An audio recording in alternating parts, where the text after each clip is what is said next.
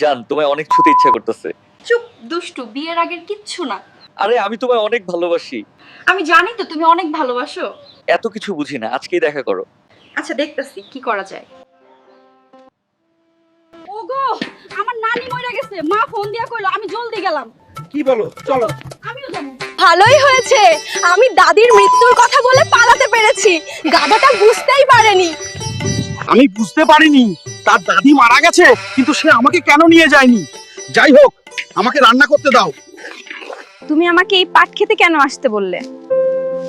আরে বুঝো না এখনো। বিয়ের আগে কিচ্ছু না বলে দিলাম। জান, আমি তো তোমায় বিয়ে করবই, এখন জাস্ট একটু। না প্লিজ।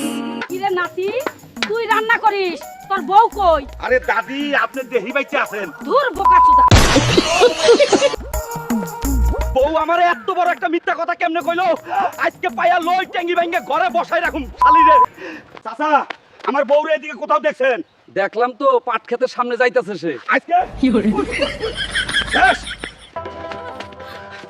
এ কি? এটা তো আমার বউয়ের উন্না। আরে এমন শব্দ আসতেছে কই থেকে? দেখি তো ভিতরে গিয়া। বাহ, বউ তুই আমারে এমনে ঠকাইলি বেঈমান। আমায় মাফ করে দাও প্লিজ। ঠিক আছে, আমি ব্যবস্থা করতেছি।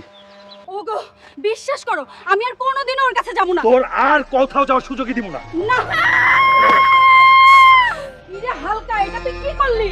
এসব মাগিদের ছাইরা দিলে আবার অন্যের জীবন ধ্বংস করবে। তাই এদের বাঁচিয়ে রেখে কোনো লাভ নেই।